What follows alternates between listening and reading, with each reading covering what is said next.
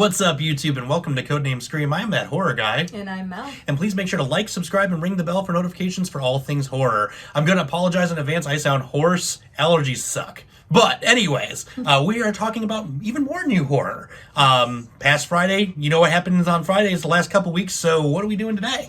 We are doing Fear Street Part 2, 1978, Yes. continuing our journey into R.L. Stine's books that made into these fantastic movies. Yes.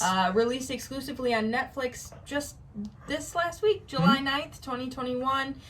Directed, oh god, I gotta say these names again. Directed by Lee Janik. I think it's Janik. I said Janiak in the last video. Whatever. Janiac. Produced by Peter Chernin, Jeno Topping, which is like my favorite Jello name ever. topping. And David Reddy. He was ready to make a movie. Ready to make a movie and doing awesome.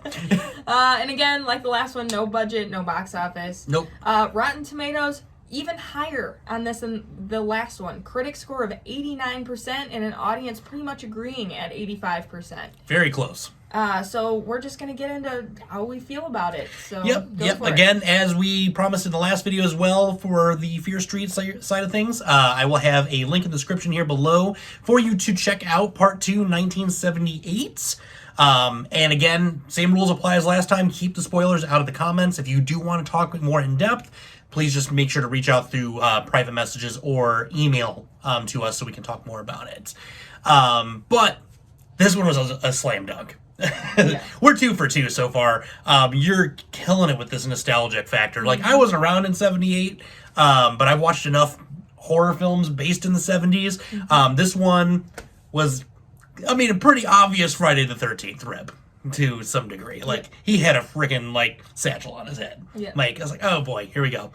But, I also had some Halloween feels to it at times. And it's 1978. And it was 1978, so it made it even better.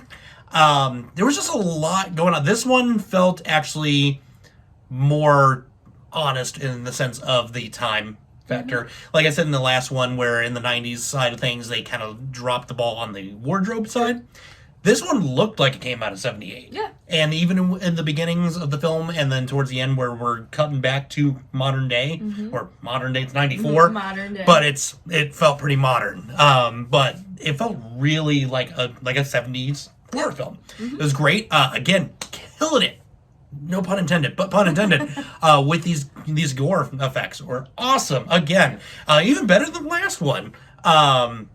Another twist. The twists keep coming. And I didn't think you could really twist much more because that first twist and this one going right into it didn't really feel like you were going to get another one. And this one felt like such a straight-ahead slasher that's what I Yes. thought it was going to be, just straight-ahead slasher film. Like, because slasher films, you don't really get a twist usually. Nope. This one just nailed it. Mm-hmm. Yeah.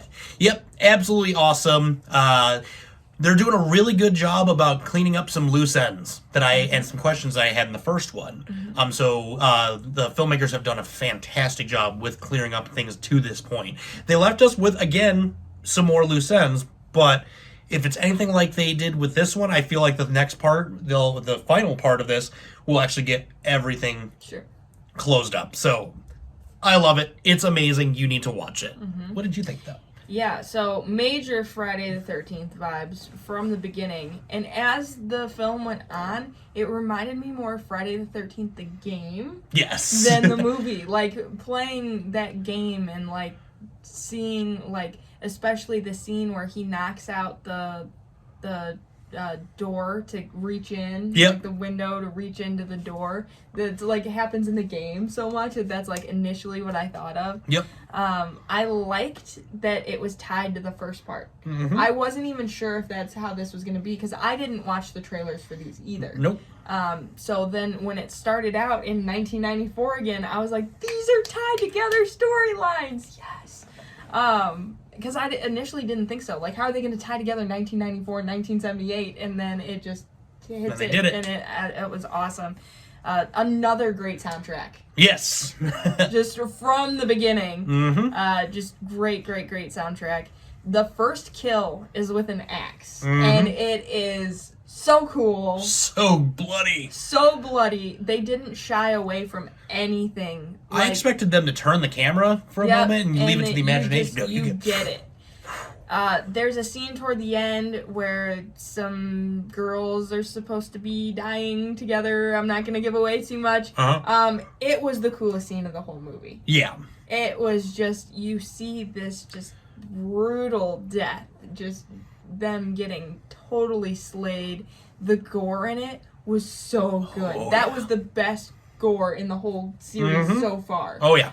I liked it a lot, but I did not like it as much as the first one. No, I will give you that. I love both of them dearly, but the first one just slightly better.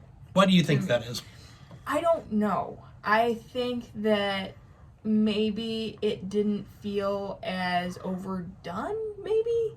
Because I don't, and that almost sounds like a slight toward it, and I don't mean it like that, but we've just seen so many 70s slashers. Right. And I think that's why they added the twist in, to kind of refresh it, but it did just feel like a 70s slasher, which we've seen before. Right. The first one, you can compare it to Scream and I Know What You Did Last Summer and things like that, but it didn't feel like an exact copy of that. Right. Whereas this did feel like an exact copy of the slasher genre. But I love 70s slashers so much that, that didn't bother me. Yeah. But I think that's why I did like the first one slightly more. Fair enough. I can honestly say the reason I liked the first one more, grew up during that time. Sure. It felt, and even the town that they shoot it in felt reminiscent to my hometown. Sure. So can it's see just, that. the nostalgic factor is really what drove that one home for me. And it could be very well that, but the pacing in the first one was much better. There were a lot of slow points here, and we didn't start getting into the action of the film until after well into an hour into the movie before you actually start to get some real good action points. Sure. So that would be why I felt that way. Yeah, I can see that too. So, Definitely. But again, if you guys want to talk about this a little further, no spoilers in these comments below, please. If you want to spoil it, let's talk in Facebook, Instagram, or Twitter, or email. And again, we want you guys to take a look at these. We got one more Friday and one more Fear Street, and let's see how this one ends off. And we'll try to hit you with that one on Monday of next week. So. Yeah, we're a little bit behind. Yeah. Sick people being sick and life, But with that being said, scare you later, YouTube.